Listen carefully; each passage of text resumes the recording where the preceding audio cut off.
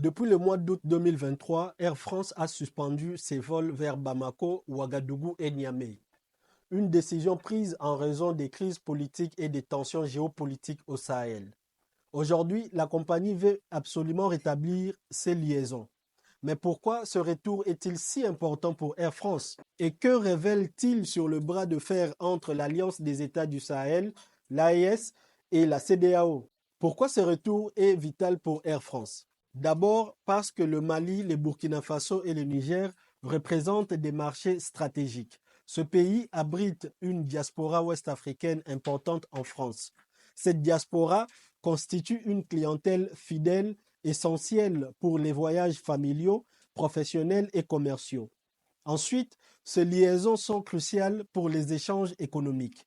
Les secteurs miniers comme l'uranium du Niger ou l'or du Mali, ainsi que l'agriculture, dépendent des connexions aériennes pour exporter leurs ressources vers l'Europe. Enfin, l'Afrique est un marché en pleine expansion pour l'aviation.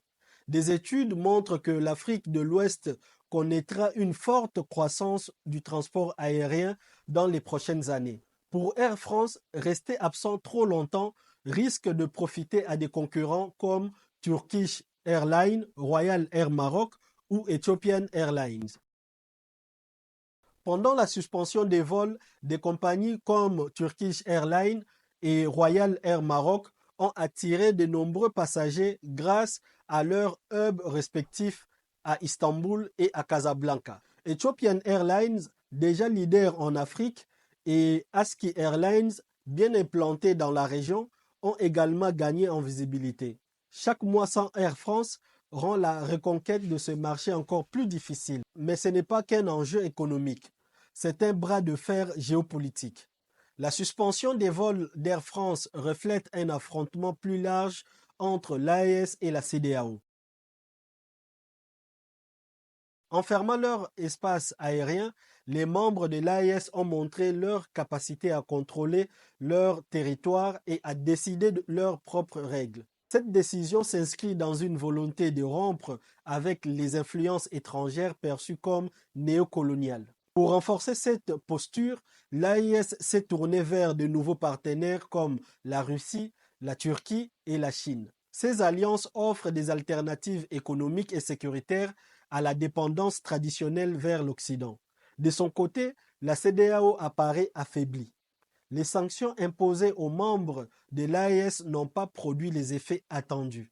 Ce pays n'ont pas été isolés économiquement et ont même renforcé leurs images de blocs souverainistes capables de résister aux pressions. Pire encore, la CEDEAO est divisée. Certains pays comme la Guinée ou le Cap-Vert se sont opposés aux sanctions, affaiblissant l'unité de l'organisation. L'absence d'Air France a limité les options pour voyager. Les coûts des billets ont augmenté et les déplacements vers l'Europe ou d'autres pays africains sont devenus plus compliqués. Les exportateurs locaux, notamment dans les secteurs agricoles et miniers, ont vu leurs coûts logistiques augmenter, réduisant leur compétitivité sur les marchés internationaux. Pour beaucoup, le retour d'Air France permettrait de réduire ces difficultés.